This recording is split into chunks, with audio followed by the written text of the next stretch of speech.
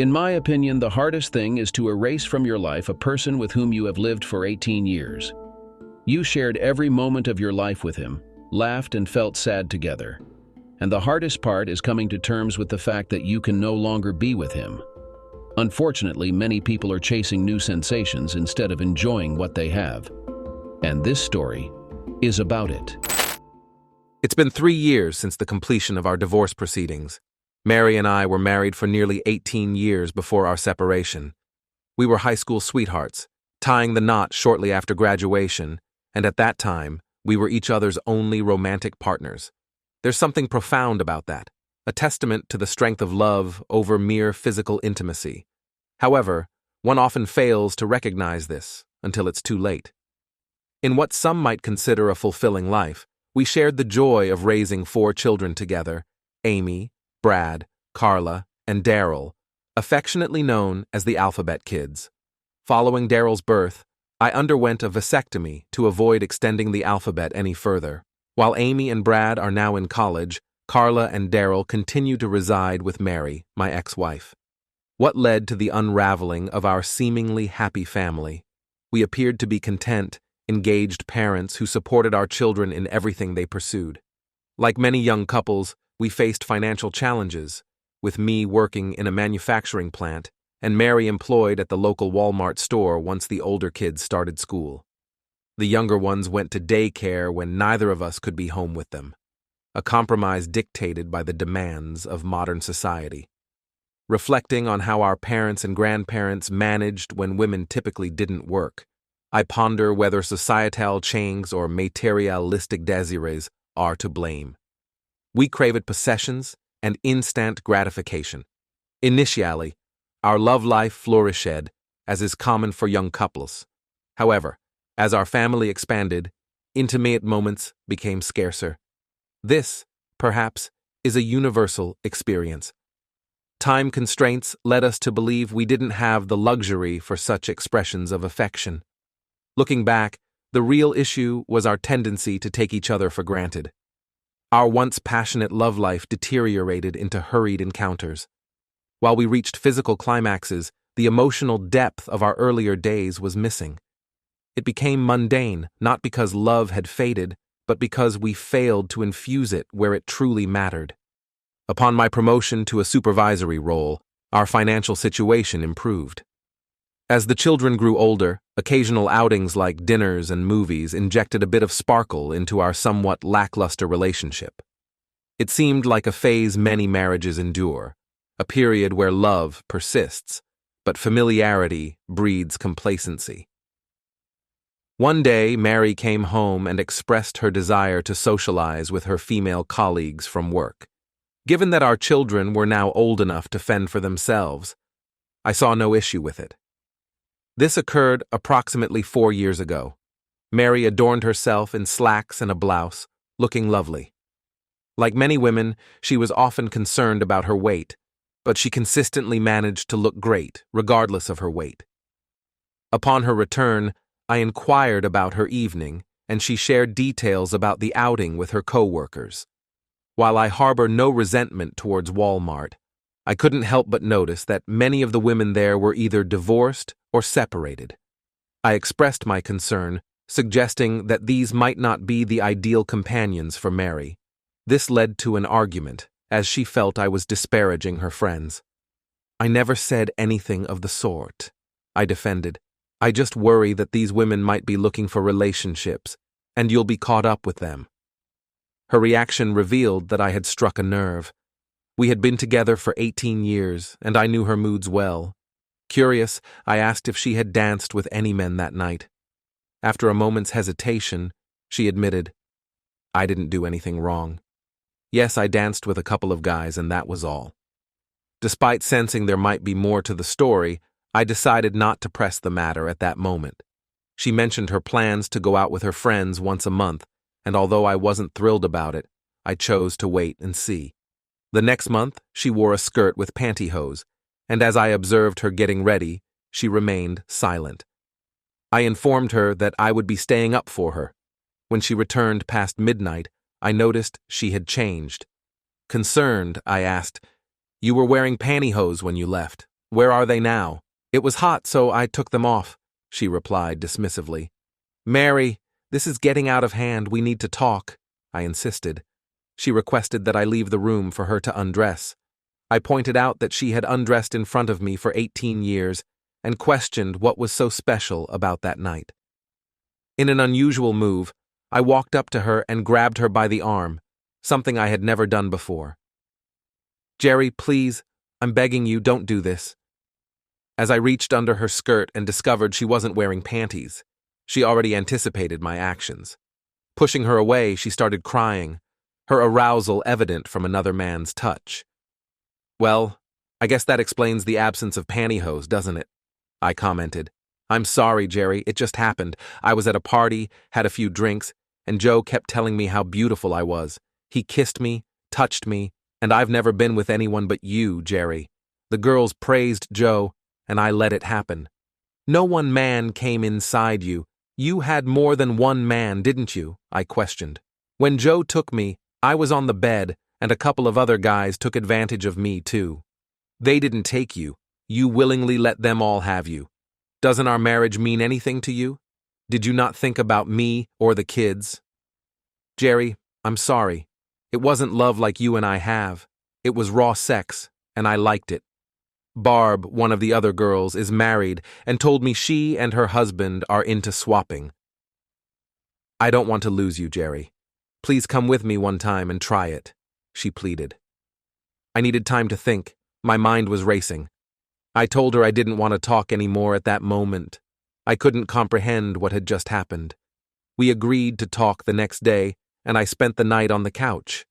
The next morning, after the kids left, I dressed and went to work. Mary was still asleep from her eventful night. Unable to focus, I took the afternoon off and went to her workplace. She was a cashier that day, and her friend Barb was at the next register. Why aren't you at work, honey? Barb kept eyeing me. I'm seeing Jeff, our lawyer, today. I'm getting a divorce, I said, turning and leaving. Mary yelled after me to wait, torn between her job and our situation. Ignoring her, I quickly left, packed my belongings, and left a note for the kids explaining our divorce. I wondered how she would explain this to them, likely making it my fault, as she often did. I found myself at my parents' place. They were in their 60s and had celebrated over 40 years of marriage. I informed them about the separation from Mary, anticipating a probable divorce. I could sense their discomfort, as they were fond of Mary, making this revelation quite unexpected for them. Needing a place to stay, I accepted their offer to use the fully renovated basement, complete with a cozy bedroom, a small kitchenette, and a living room setup.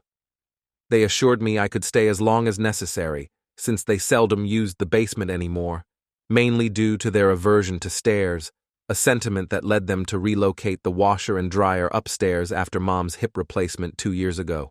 I may digress a bit as I share this story, as there's much to unfold. I understand your curiosity about Mary, the kids' reactions, insights from the lawyer, and perspectives from other individuals involved. When I spoke to Mom and Dad, I vaguely mentioned that Mary desired more freedom, finding it challenging to elaborate on her inclination to pursue relationships with others. I opted not to disclose this to my parents and simply conveyed that we had differing views on various matters and couldn't reach an agreement. Though my parents weren't pleased with this explanation, it was all I could divulge at the moment. Later, I consulted Jeff, our lawyer, who informed me that Mary had reached out to him twice already. I inquired about his representation, pressing him to clarify if he was standing for her or me. Jerry, she doesn't want a divorce. She believes you can resolve this, Jeff explained. Answer my question, Jeff. Are you her lawyer or mine? I persisted. I'm hers, Jerry. She contacted me first, and I accepted her case. I'm sorry. If you had called me, I would have been on your side. Please talk to her, Jerry. You're both my friends, and I hate to see you heading for divorce court. Did she tell you why I left, Jeff? Why I want a divorce? I inquired.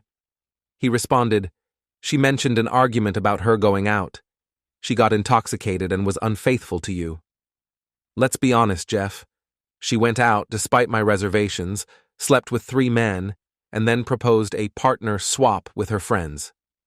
There's your case, Jeff.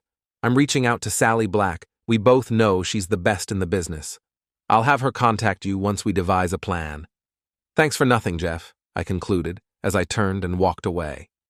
Sally held the reputation of being the top divorce attorney in the state, known for her tough and uncompromising approach. I knew several men who had faced her in court, and they all ended up with unfavorable outcomes. When I reached out to Sally, she promptly scheduled an appointment for the next day and advised me not to communicate with Mary until our meeting. Concerned about the kids, I inquired, and she suggested having my parents inform them that we would discuss matters in the coming days. Following my parents' conversation with our eldest, Amy, Mary called our home a couple of hours later, seeking to talk to me. I signaled a refusal, and my father conveyed that my lawyer had instructed me not to engage in conversation with her that day. He assured Mary that I would reach out after consulting with my lawyer. During the call, my dad expressed his confusion about the situation and mentioned how deeply hurt I seemed. Angry at Mary's attempt to shift blame onto me, I decided to confide in my father privately. I shared the truth and pleaded with him not to disclose it to my mom, as it would devastate her, given her affection for Mary. Tears welled up in my father's eyes as he left the room, revealing his sentimental side. The following day I went to work, notifying my manager about my divorce proceedings and instructing not to forward any calls from Mary unless they were emergencies. Immersing myself in work helped divert my thoughts from the turmoil with Mary. After work, I met with Sally, an elegant yet business-focused professional. She straightforwardly asked, "Jerry, what are your desired outcomes here?" In response, I admitted uncertainty, expressing my love for Mary but explaining my inability to accept her chosen lifestyle. I emphasized my concerns about the kids and my aversion to an open relationship, acknowledging my worries despite believing she wouldn't bring random people home, an expectation shattered by her previous infidelity. Sally conveyed, "Jerry, many people experience situations like this every day. We can proceed according to your preferences. I understand you'd rather not have the affair become public knowledge, especially for the sake of the kids. You need to provide support for them, and we can determine the amount fairly easily. You have the upper hand in deciding how much to give or retain. Essentially, you're in control here. While we might consider using the affair strategically to settle matters, our ultimate ground will be irreconcilable differences. Does that work for you?" "As my legal counsel, I'll follow your guidance," I responded. "Now that you earn a substantial salary, and considering she's working too, we could likely settle on $500 per week in child support.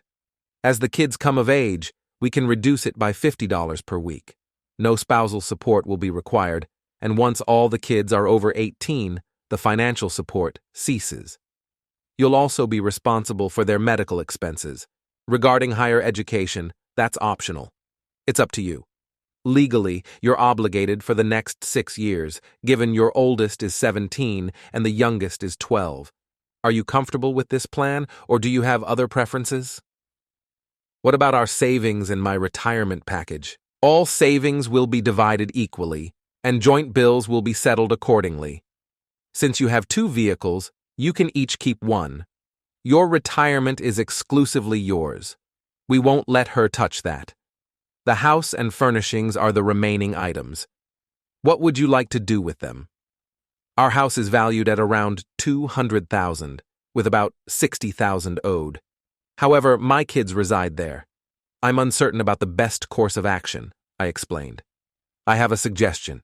In cases like yours, where revenge isn't the goal and children are involved, I propose letting her keep the house until the kids are grown and out of the house, say around age 21.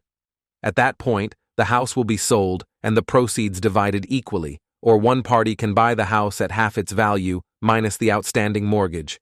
She'll be responsible for half of the house payments." So much to sift through.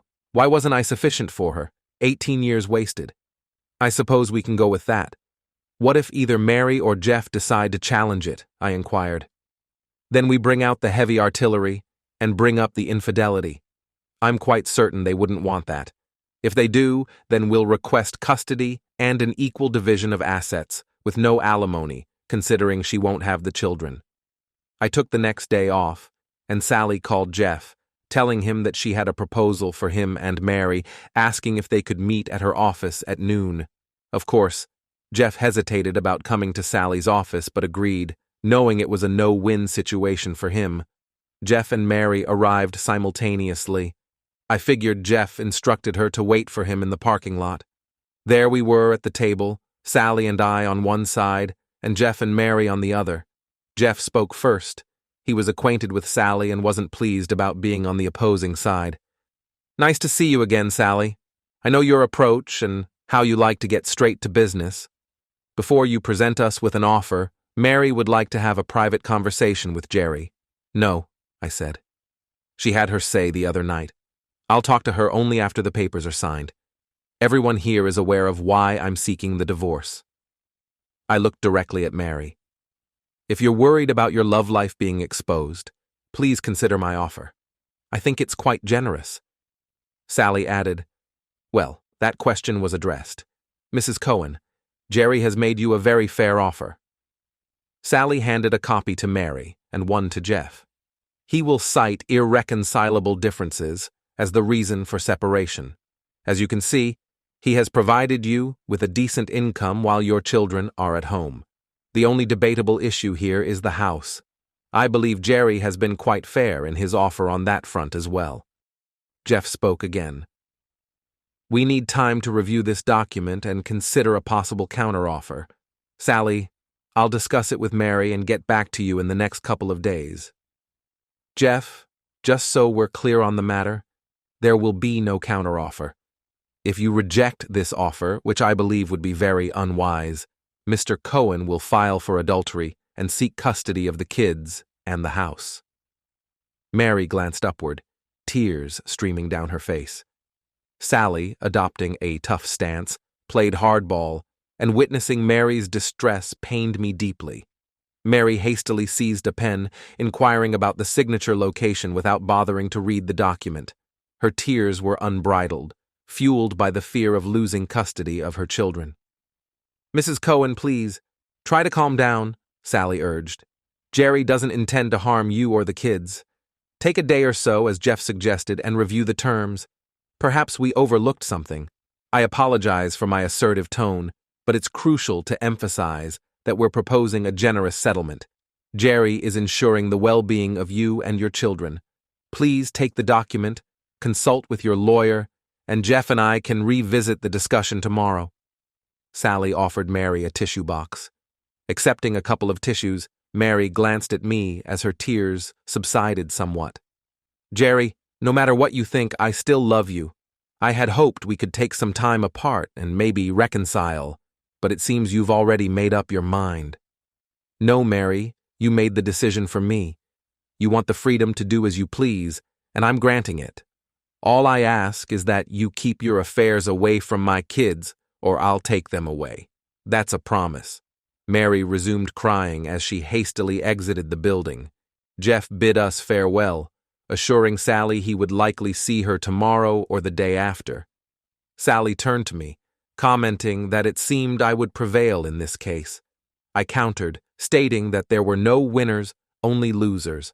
I lost the only woman I ever loved, and my children now reside in a single-parent home. It wasn't a victory. We merely reached a fair agreement.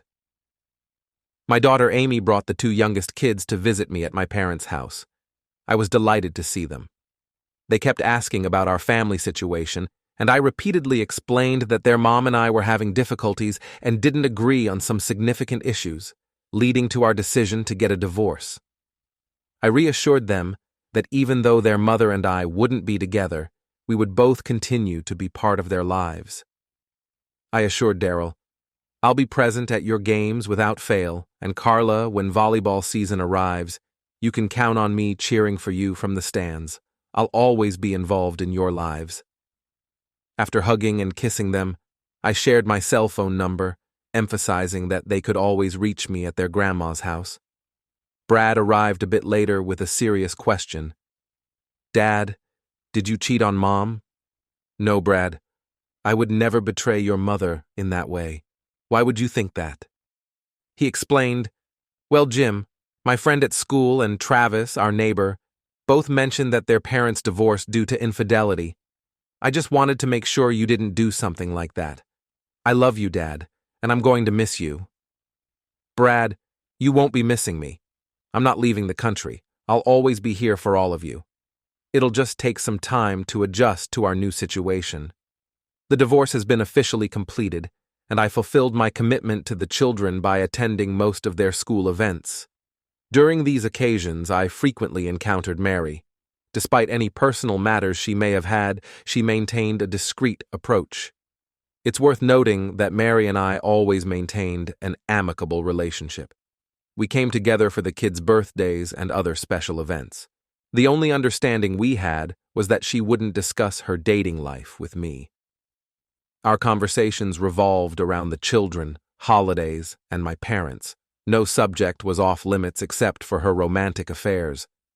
On a few occasions, she began to broach the topic of a male friend or something similar, prompting me to excuse myself from the conversation. The agreement Sally and I drafted was signed by everyone, although I wasn't present when Mary came in to sign it. Sally informed me that Mary found it challenging to accept. We had some disagreements with Jeff about which credit cards should be paid and by whom. I suppose that was his way of saving face. I assured Sally that if things got tough, I would cover the payments. Eventually, we canceled all our credit cards and obtained new ones in separate names. I maintained regular communication with the kids. They shared that their mom had come to terms with our divorce and seemed a bit happier. I inquired if she was dating, and they informed me she was not, though she occasionally went out with her female friends. I admit I cringed upon hearing that. I never had that heart-to-heart conversation with Mary. She desired the freedom to explore, a concept that didn't align with my beliefs. In my upbringing, you marry someone with the intention of building a lasting connection, not to seek new attractions. My parents were married for over 40 years, so perhaps we married too early, and she didn't have the chance to pursue whatever it is she's seeking. I never explored the realm of sexual encounters either. I was content with Mary. Looking back a couple of years, I should mention that I did start dating again. I went out with a few women from work, most of whom were divorced due to my age. I made it a principle never to date a married woman, even if she was separated. It was something I felt deep inside. I did engage in intimate relationships with some of these women, but it just didn't feel the same. Despite treating them with respect, my thoughts always lingered on Mary. It's intriguing how one can't simply shake off the past and move forward. I genuinely tried, but none of the women I dated resonated with me. My best moments were during family events when I could see Mary. One night last year, I went out with the guys from work to a lively lounge where women frequented. To my surprise, I spotted her there. It seemed like a ladies' night out, and she was sitting with a group, but there were no men around them yet. I didn't recognize any of the women she was with, and the only one I had met from her work, Barb, wasn't present. I approached Mary from the side to catch her by surprise. "Would you care to dance?" I inquired. "Jerry, what brings you here?" she questioned. "Just hanging out with the guys, waiting for someone or up for a dance," I responded. No, not waiting for anyone. And yes, I'd love to dance with you. Let me introduce you to my friends." She swiftly listed off several names, adding, "These ladies are part of our card club. Once every 6 months, we ditch the cards for a night out, and tonight happens to be one. So, how about that dance?" We headed to the dance floor, and I held her close. "Feels like old times, doesn't it?" I remarked. She smiled up at me as I held her tighter. After 2 slow numbers, the band started playing a fast one. "I've never been good with these types of songs," I confessed, as I escorted her back to her table. She seemed disappointed when I left her there. "Ladies, it was a pleasure meeting you. I better get back to my friends." Walking away, something felt off. I didn't want to see if she'd be approached by someone else, Informing my friends that I had to leave, I said my goodbyes. Looking back as I left, I saw Mary staring at me. The next day she called, expressing delight in seeing me out. She enjoyed our time together and asked if I'd help plan Amy's wedding reception. My oldest daughter was about to tie the knot. It felt like just yesterday when I held her in my arms. It struck me as odd that Mary called the day after we met, considering Amy's wedding was a year away. I suggested it might be too early, given the distance in time. She explained the need for early reservations and planning. I recommended she reach out to Amy to make initial plans, and once they had IDs on paper, I'd handle the financial aspect. She agreed, promising to call Amy and kickstart the preparations. I wanted to make it clear to Mary that one dance didn't mean we were getting back together. About a month later, I gave her a call to check on the progress of our plans. Carla picked up and informed me that Mary was out with friends. Although I felt irritated, I couldn't justify my frustration. After all, we've been divorced for over 2.5 years. Curious, I asked Carla if Mary frequently went out, and she mentioned it was about once a month. Feeling a bit restless, I called up my friend Pete, who, like me, was divorced and enjoyed the company of ladies. We decided to hit the lounge. Upon entering, we found it bustling with people. To my surprise, Mary was there, seated with a mixed group of men and women. Dismissing any concern, I decided to enjoy the night and find someone else to dance with. Spotting an attractive young woman in her 30s, dressed provocatively in a mini skirt and bralette, Petey commented, "Damn, now that's nice. Check out those gals sitting by themselves." These women were seated near me, accompanied by others similarly dressed. They were just a couple of tables away from Mary and her friends. As I strolled towards Mary's table, she noticed me, her mouth slightly agape. I intentionally walked past her and approached the table with the attractive young woman. "Care to dance?" I asked her. "Sure, I like older men, especially good-looking ones," she replied, loud enough for Mary to hear. We got up, and I held her close, my arms around her with her breasts snug against me. "I'm Jerry, and you are a very lovely woman." I danced almost in front of Mary's table, introducing the attractive woman as Rachel. While dancing, I avoided looking at Mary, but I couldn't help but notice the men at her table staring at Rachel's legs. Playfully, I pulled on her skirt, giving them a little more to appreciate. The following song was an upbeat one, but Rachel and I remained on the dance floor, swaying to the rhythm. I was aware that this choice would likely affect Mary, as we had never danced to fast songs together. A slow tune followed, and I seized the opportunity to pull Rachel close, sliding my hands down once and giving her a gentle squeeze on the dance floor. She responded with a smile. After the song concluded, I escorted her back to our table, suggesting we might dance again later. Rachel replied, "I'd like that." Pete had just rejoined our table, having danced with another woman from our group.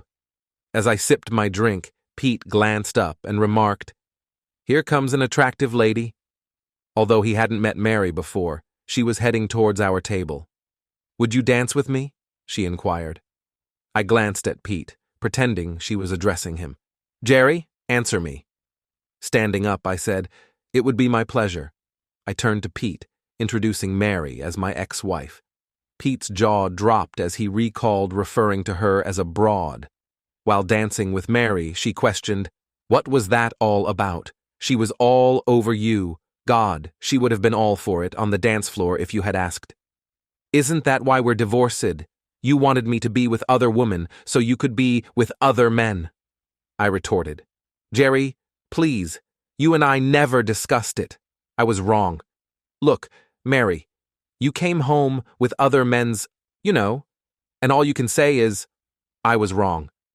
Maybe I should do the same with that other woman, and then I can say I was wrong too. Besides, we're not married now. When you went on your escapade, you were my wife. My wife. Damn it." A guy approached Mary and me on the dance floor, questioning her choice to dance with me instead of him. "You're supposed to be my date, and you ask this guy to dance?" he exclaimed. I stared at him and said, "Back off, buddy. You're not getting anywhere with Mary tonight." I could see it visibly embarrassed Mary. "Who the hell do you think you are, her husband or something?" he inquired. "Yeah, I'm her husband. And you better back off before you end up in the hospital," I warned. Mary started to speak, but I cut her off. "Do you want to sit with me, or go back to your boyfriend here?" Mary, furious, pulled away and returned to her table. I took a grip of the intruder's arm, cautioning him that if he tried anything with her that night, I would find him and deal with him. I let go of his arm as he retreated to his table. The two young women we had danced with earlier joined us at our table. We moved to a booth, getting more intimate. Treating women like this wasn't my norm, but Mary was watching, and I played along. I suspected Pete was getting close with the one he was with. These women were there for one purpose that night: to hook up. The blonde I was with asked if we were ready to leave, mentioning she was feeling hot and eager. I requested a favor first. Pointing to Mary, looking furious, I asked her to inform Mary that her wish for the evening was going to come true. The blonde smiled, conveyed the message, and returned. Mary, furious, tried to get up but was blocked by other people. By the time she could stand, we had already left. We ended up having an encounter with the two women at Pete's apartment. In fact, we even swapped partners throughout the night. The sex was enjoyable, but the next morning, I felt a sense of emptiness. I realized what was missing: love. I had turned off my cell phone, and upon switching it on, found 10 messages from Mary. She was furious, using every name in the book. In one message, she accused me of ruining her evening, which weirdly made me feel good. Around 9 in the morning, I called her. She answered, still upset.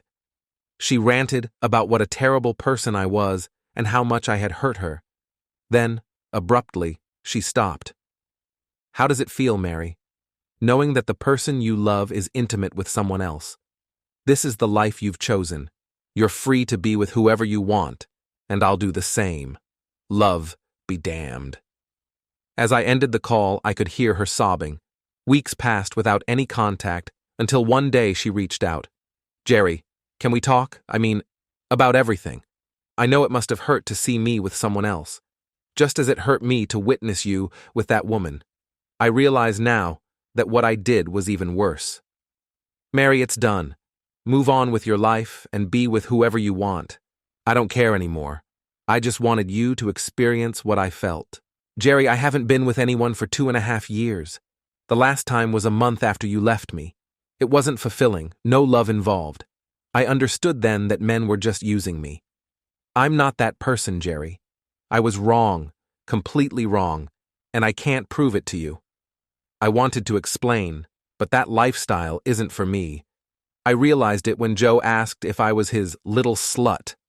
I slapped him hard, and when he tried to retaliate, I kicked him. I don't want that life, Jerry. I want the life we once had. Honestly, 2.5 years.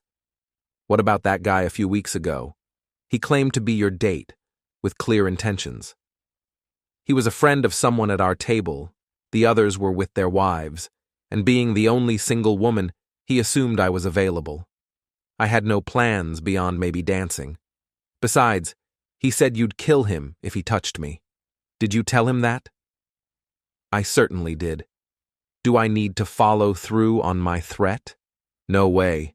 He didn't even dance with me. I only went back to the table because you embarrassed me so much. Then you sent that woman over to let me know you were going to be with her. Did you, Jerry? Did you sleep with her? Mary, we're not married. I have the freedom to make my own choices. By the way, what happened to your friend Barb? I haven't seen her around you lately. They're no longer part of the club. She and her husband got divorced. They experimented with partner swapping, thinking it would spice up their marriage. However, her husband ended up divorcing her, and he and the other man's wife left together. 2 more marriages went down the drain. I found it strange that she brought up the club. She mentioned she hasn't been there for years. Wanting to shift the topic, I asked, "How are the wedding plans for Amy coming along? You haven't shared much, and it's only a few months away."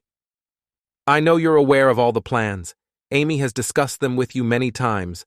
I assumed you didn't want to be alone with me, so we made the plans and let you confirm them. I'm not afraid to be alone with you, Mary, I asserted.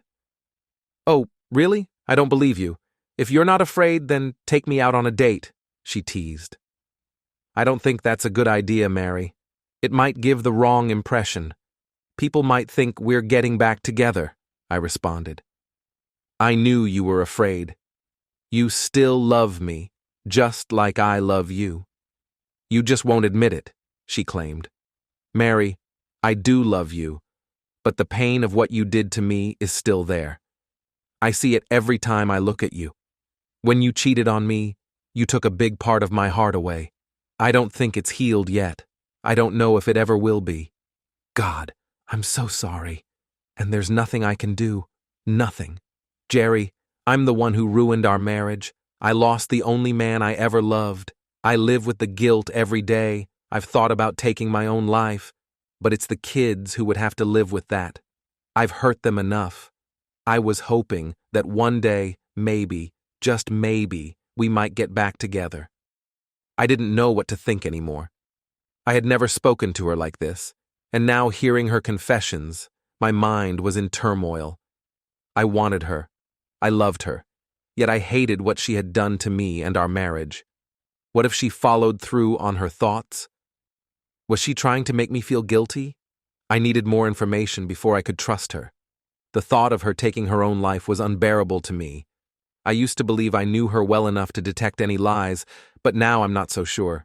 I had to confirm the truth, but how? Occasionally, we all entertain such thoughts, but thankfully, we don't act on them. I had to say something to her, but what? Mary, I'm getting hungry. How about joining me at the Red Lobster for lunch? We can discuss what gift to give Amy for her wedding.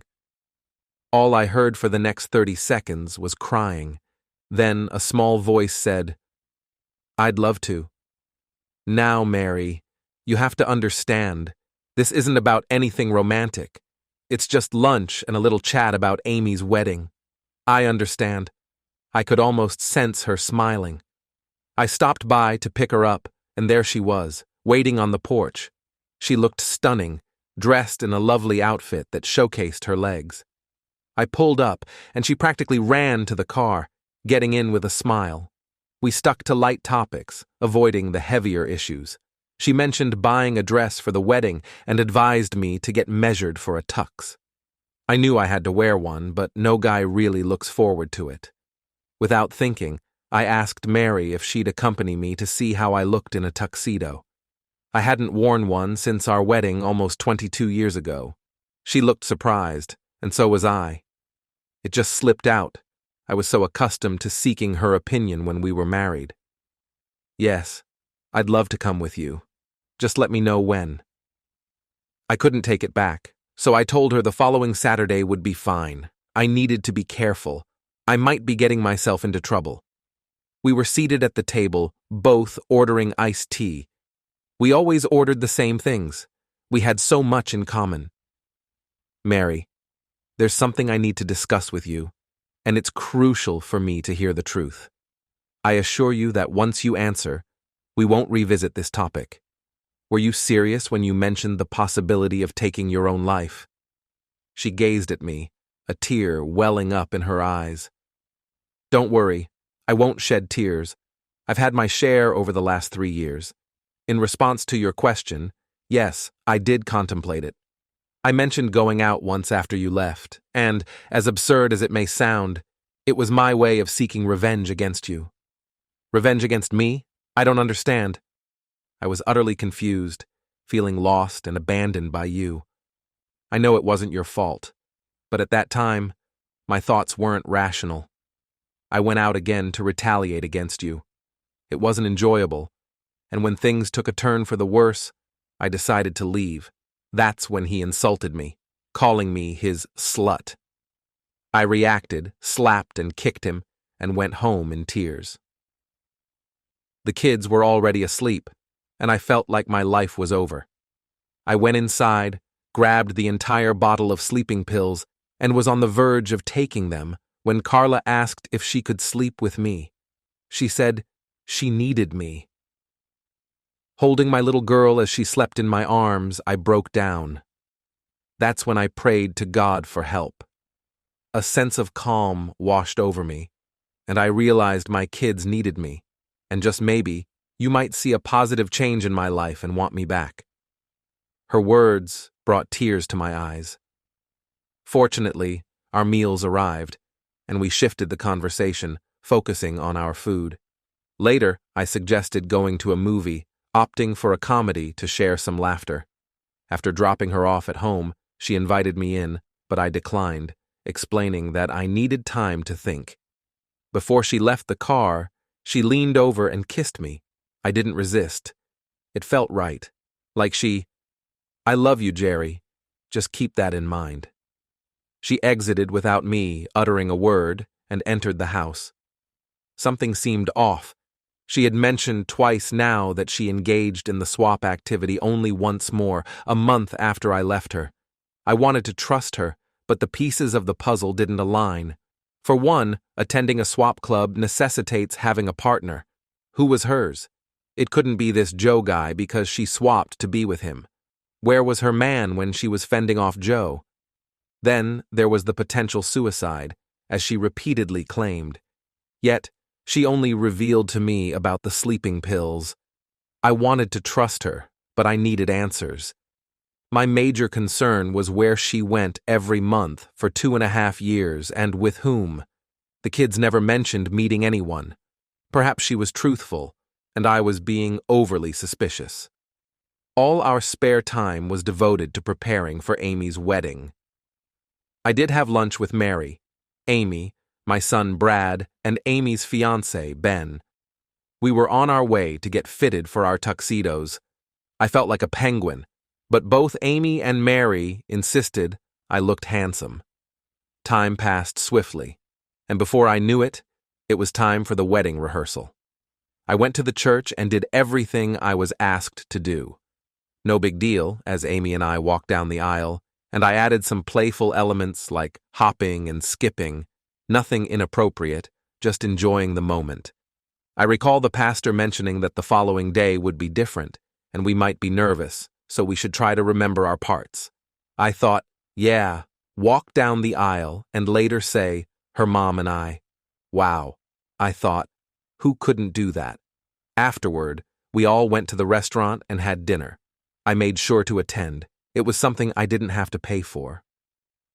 Before leaving for home, Mary approached me. I hadn't spoken much to her that evening.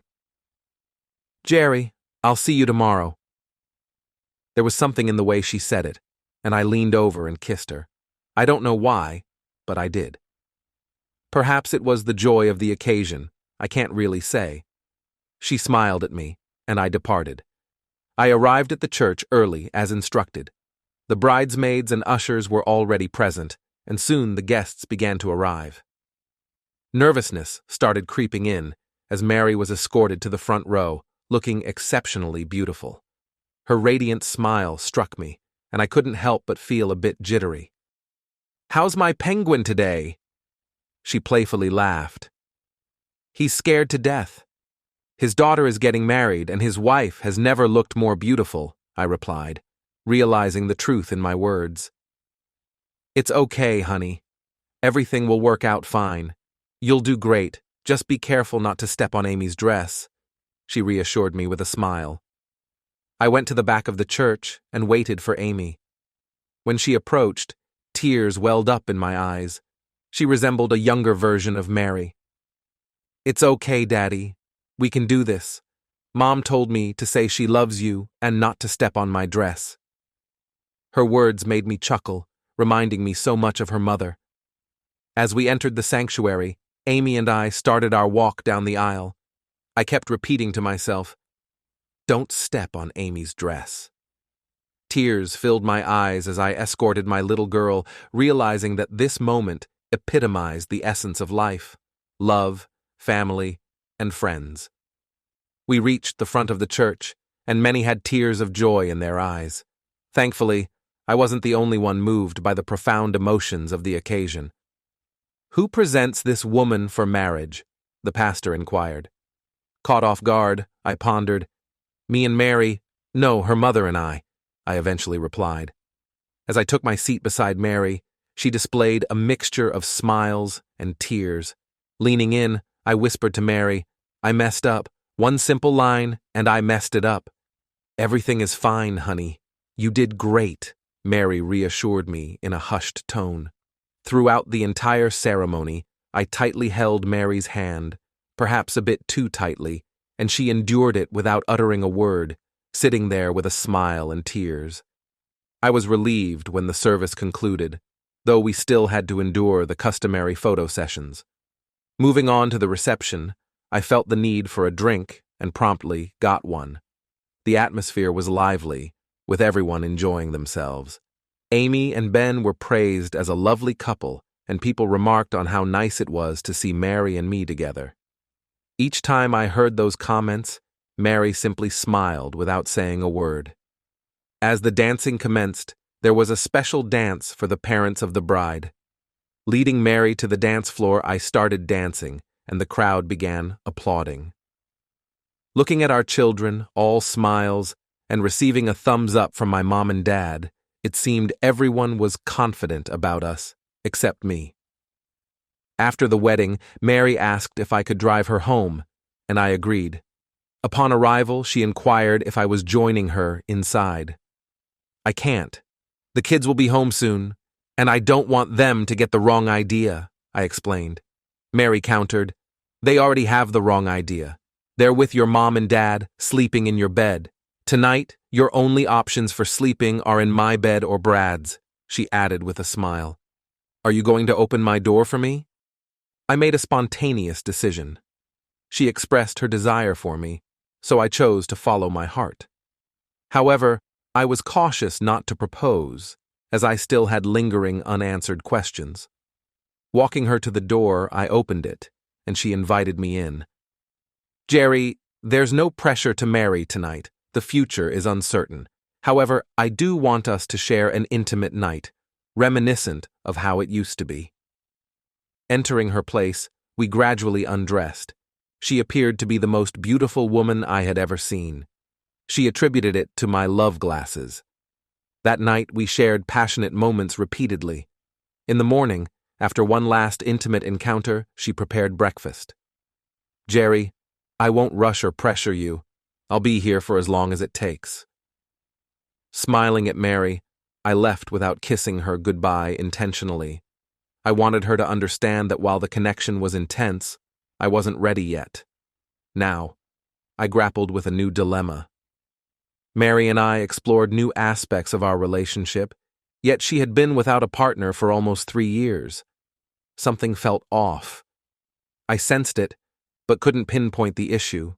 Everything seemed too smooth, too convenient.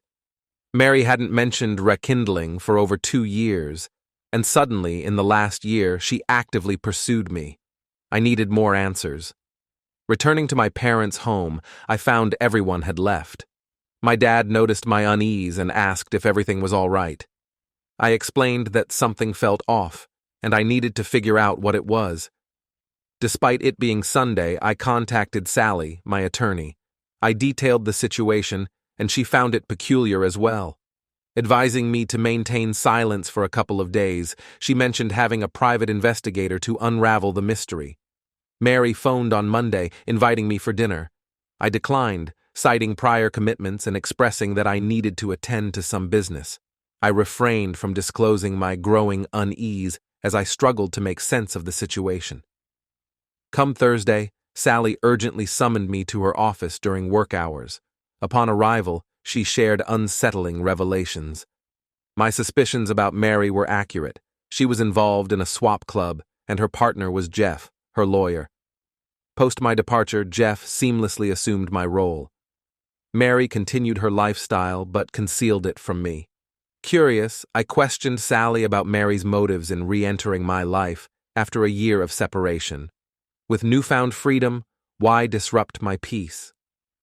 "It's all about money, Jerry. Over the past 3 years, she borrowed $100,000 against the home loan. Instead of owing $60,000, you now owe $160,000, Sally disclosed. Perplexed, I inquired about how Mary managed to secure the funds without my signature for the house loan. No, when you settled the credit cards, one was a cash equity loan. You could continually borrow against it up to a specified limit. Yours is nearly maxed out now. Your friend Jeff slipped that one past us. Once you agreed to pay the credit loans, there was no way of telling. I'm sorry, Jerry. I should have monitored that after the divorce was finalized. Typically, we don't conduct follow-ups unless requested, and Jeff certainly wasn't going to ask, Sally admitted. Sally, during the night I spent with her, I searched through the cabinets for her prescribed medications. To my surprise, I found none.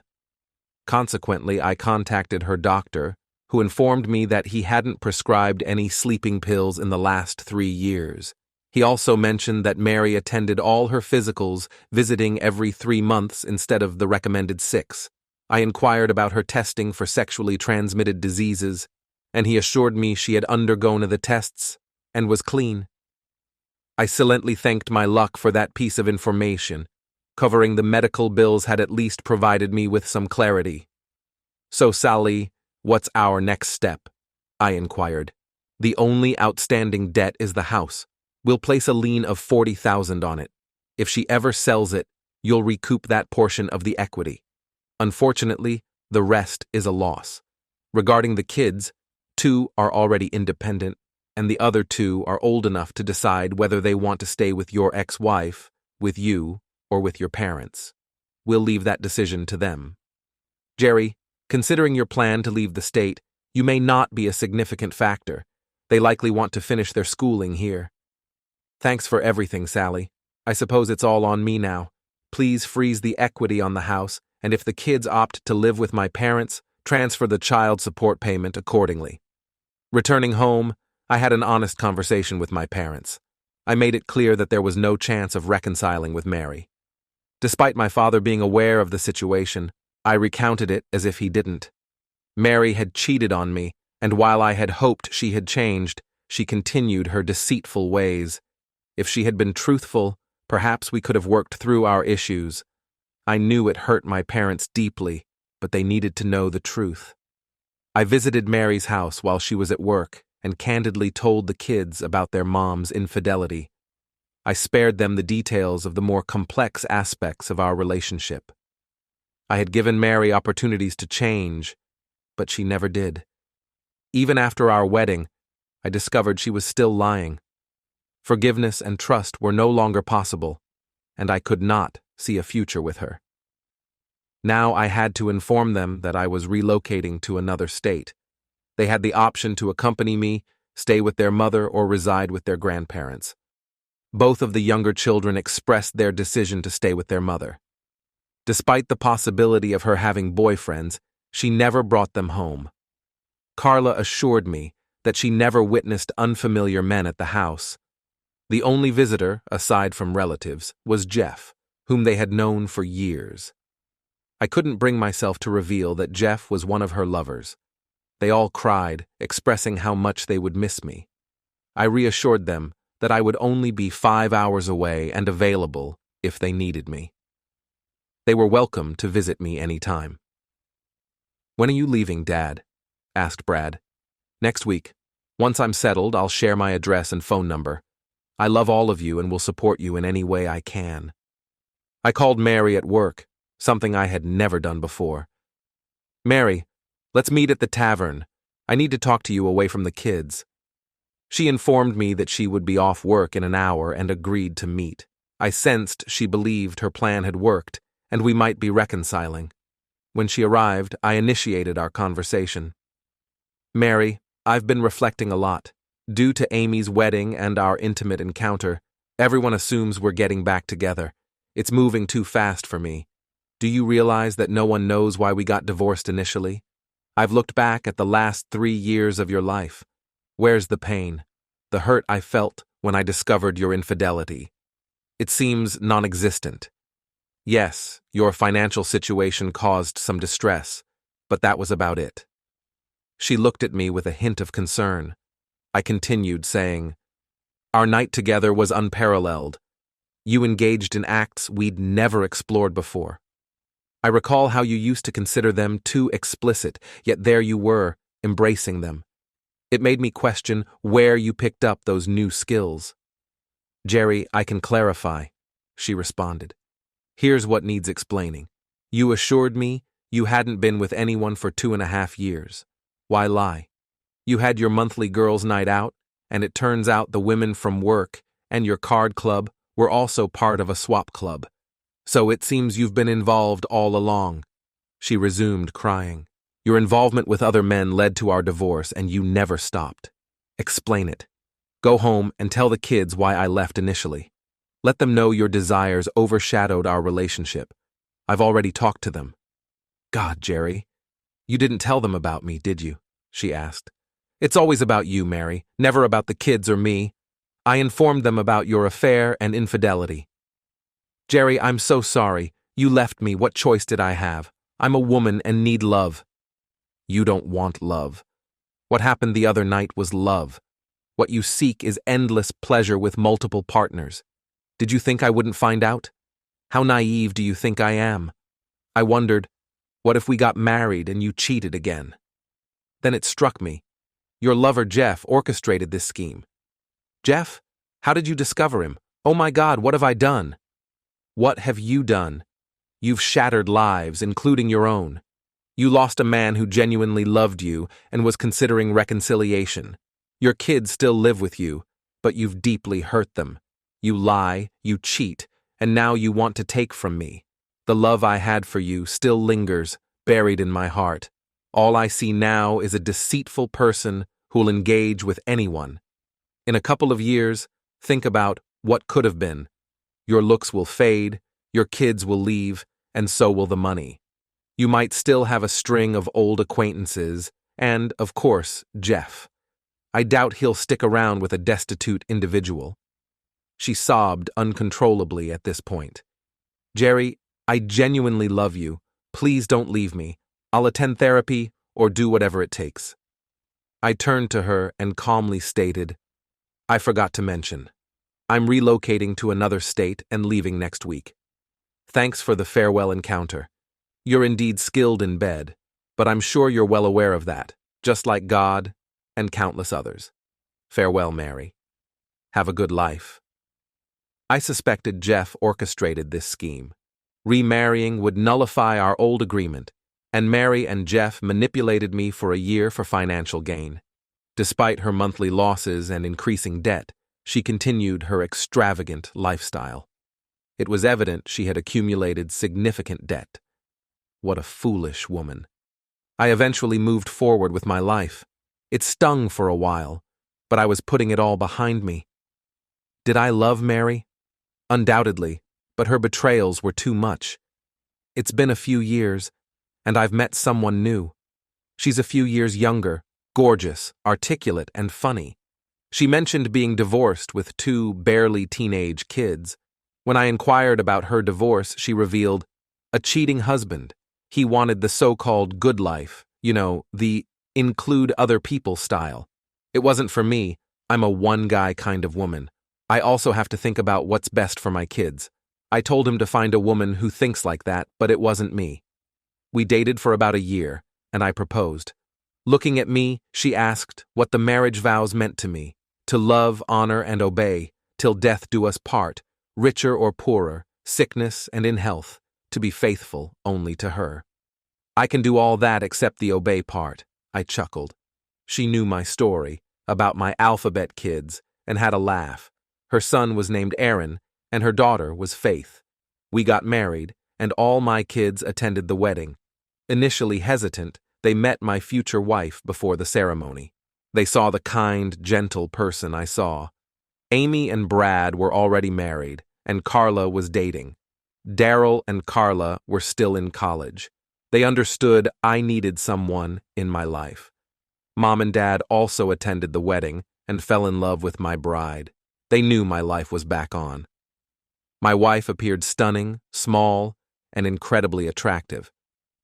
The idea of any man wanting to share her was beyond my understanding. After a brief honeymoon, we made a stop at my parents' place on our way back. I showed her around my hometown and the house I used to live in, which Mary had to sell due to her debts. Thankfully, I managed to get $30,000 out of it, thanks to Sally, my lawyer. Upon returning home, we embarked on our new life. It was a simple existence, but we found happiness in it. We embraced every moment, and our intimate moments were fantastic. We encountered only one issue, but we managed to resolve it. You see, my new wife's name was Maria. I recall her looking at me and insisting that we needed to address that. She didn't want me to call her Mary, so we settled on Honey. She made it clear that she didn't mind what others called her, but she only wanted to hear the word honey from my lips. I jokingly asked if I could call her sweetheart occasionally. She smiled and replied, "That would be fine too. When we're intimate, you can call me anything you want, except Mary." She laughed. "I'm not sure what Mary is up to these days. I've removed her from my life. The kids mention seeing her living alone in an apartment, and they believe she's doing okay. Regarding her dating life, they think she might be involved, but doesn't discuss it much. They mentioned that she cried when she learned about my marriage. Naturally, they love their mom and keep an eye on her. She'll be fine," they assured me. "I just hope she's left behind some of her wild ways. I suppose I'll never find out." I vividly remember the last words she said to me. "Jerry, I truly love you, and I want you to know that I'll wait for you. I believe you'll come back to me. I'll be here for as long as it takes." My response to her was, "Forever is a long time to wait."